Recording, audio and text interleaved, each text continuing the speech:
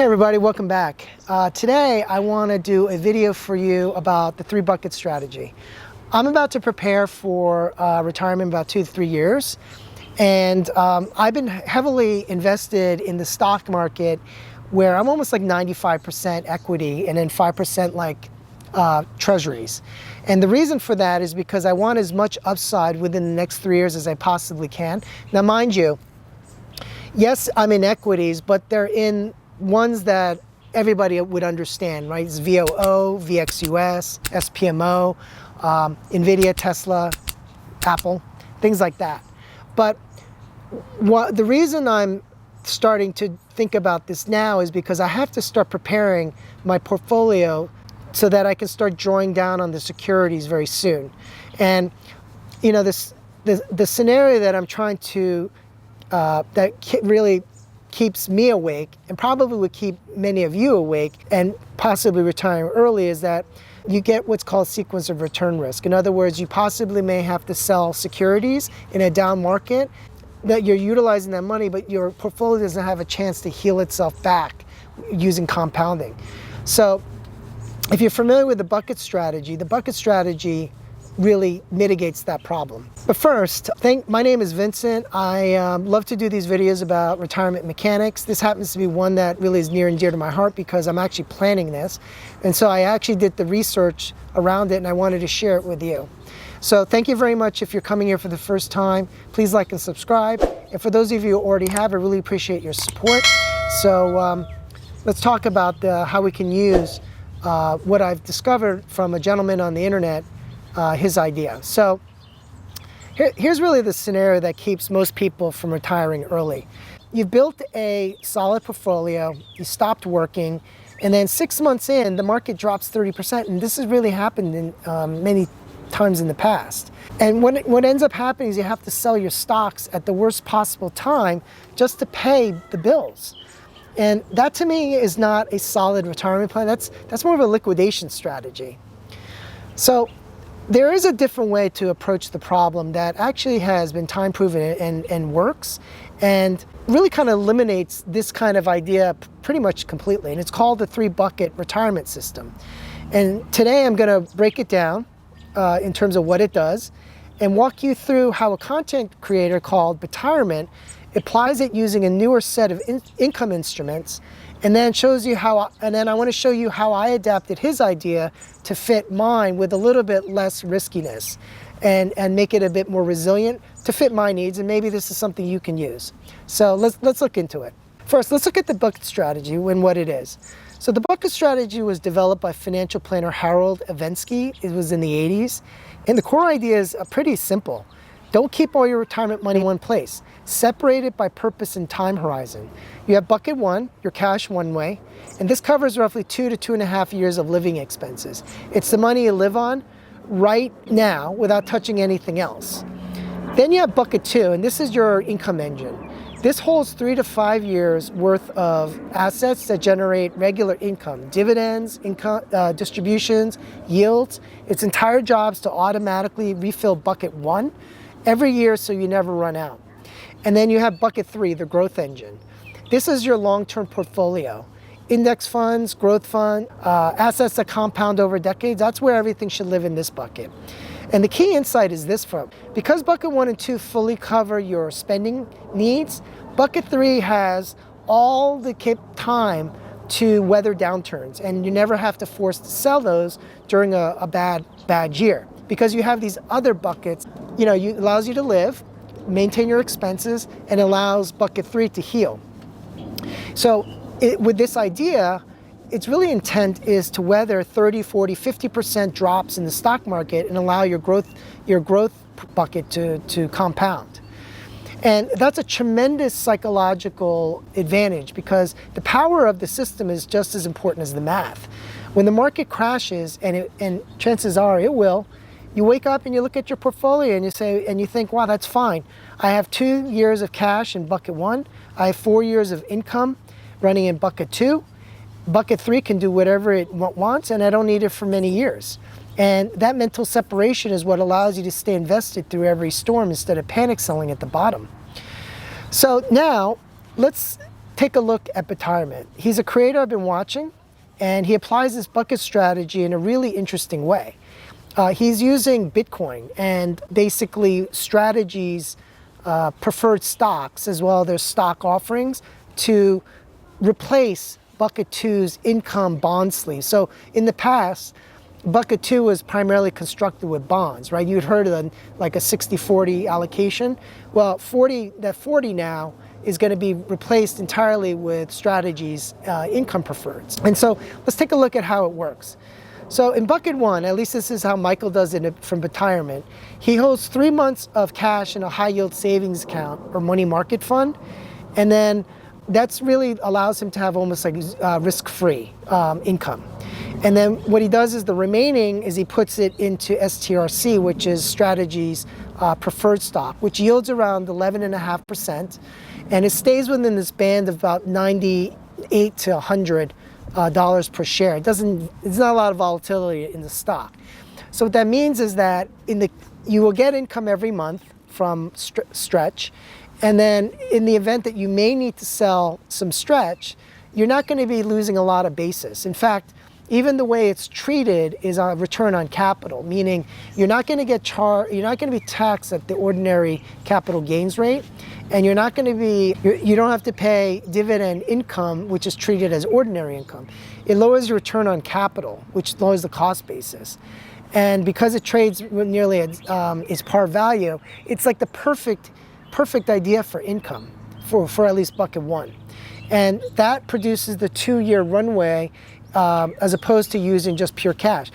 Is it a little risky? Yeah, slightly more, but think of the upside around it. If as long as Bitcoin is doing what it's supposed to do and it doesn't disappear tomorrow, he's going to continue to buy Bitcoin, and all he's doing is minimizing the volatility for you while you're getting a return on it.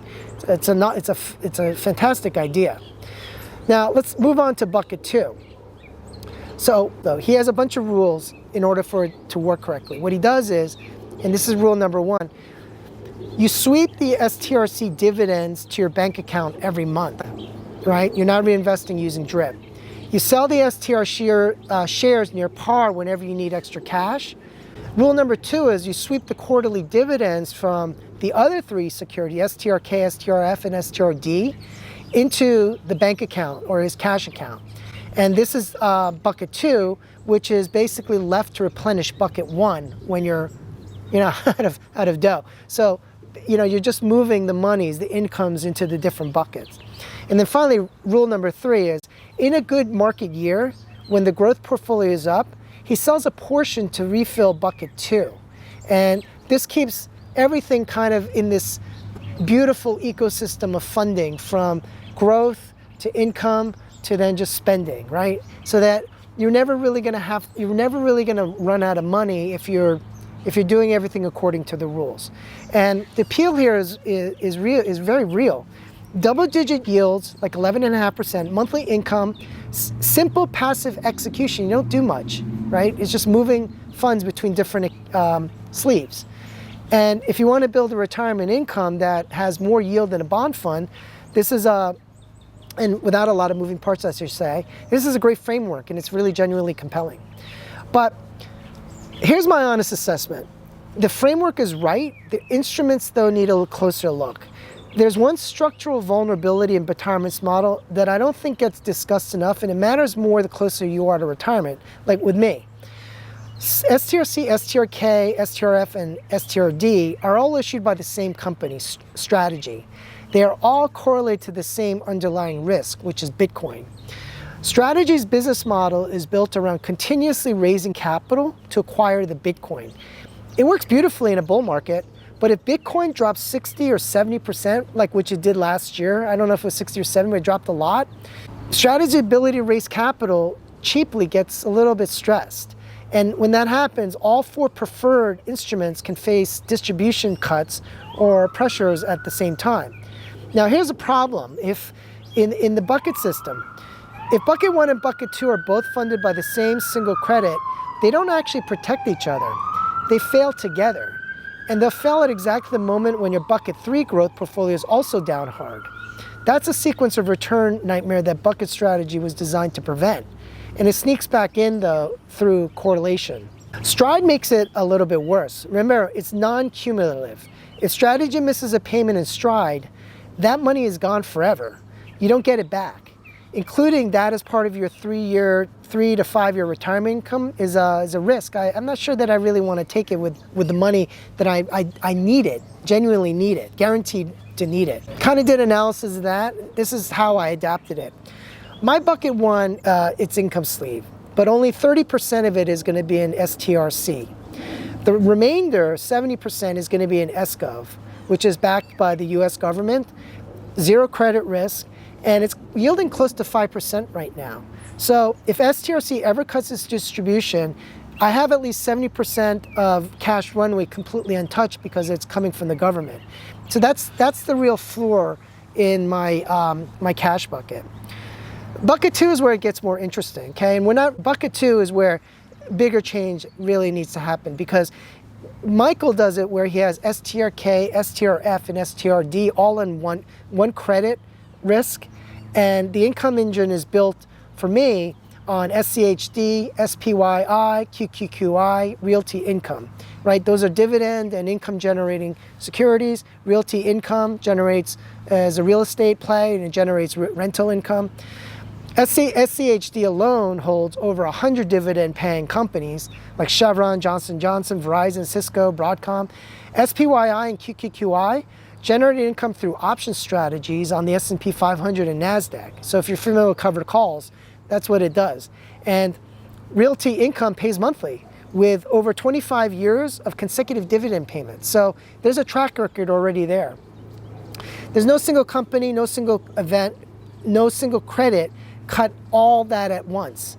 J.L. Collins, Simple Path to Wealth, calls this the self-cleansing nature of diversification. When one company struggles, it gets replaced. The income stream just keeps on running. So you can still add a small sleeve of STRF in bucket two. That's a senior preferred. But if you want the Bitcoin income kicker, but it's a small slice of a diversified engine, not the whole engine. That's kind of where I differed with Michael's idea. One more thing, and I want to add, is that Betirement doesn't mention explicitly, and this is crucial for anyone close to retirement. Rule 3, selling bucket 3 to refill bucket 2, only works in good years. You need a guardrail. If your portfolio is down for the year, you don't sell growth assets to refill income. You draw on SGov in bucket 1. You skip the inflation adjustments on your spending and you wait. This is called the Guyton-Klinger framework, and that's what I'm using. If you look at some ETA and also some of the things I've talked about, that's the framework I plan to use for retirement withdrawals. And it's a mechanical rule that prevents you from becoming a forced seller at the bottom of a bear market. It's the last piece that makes the whole system bulletproof, and that's the difference between what Michael's doing and what I plan to do. So let me bring it back all together. The bucket strategy works because it solves the most dangerous problem in retirement: being forced to sell the right assets at the wrong time. 3 buckets, 3 jobs: cash, income, and growth, each one doing what it was supposed to do. Betirement model is really clever, I have to say. He took an older framework and injected it with higher yield instruments built around the Bitcoin treasury ecosystem. And if you have a strong conviction in that space and you understand the risk, his approach is really worth studying. And that's what I did, and that's what I plan to do just with my adaptation. And the adaptation I use keeps all 3 of these operational rules because, I believe what he's saying, they're correct. Sweep the income monthly, don't make it complicated, but it changes one critical thing. Bucket 1 and 2 cannot share the same single point of failure, and that's the difference between me and him. 70% of the cash is in treasuries. Bucket 2 is 100 plus companies paying you dividends, regardless of what Bitcoin does on any given day. And what Morgan Housel would say is, getting wealthy and staying wealthy require completely different behaviors. Getting wealthy is about taking intelligent risk. Staying wealthy is about making sure no single bad event can end the game. And that's what the system is designed to do, not to maximize returns, just to survive everything. So if this breakdown was useful, hit the like button. It helps. More people find this content. Drop a comment below. Are you using the bucket strategy? And are you looking at MSTR preferred instruments? Subscribe so you don't miss it, and I'll see you in the next one.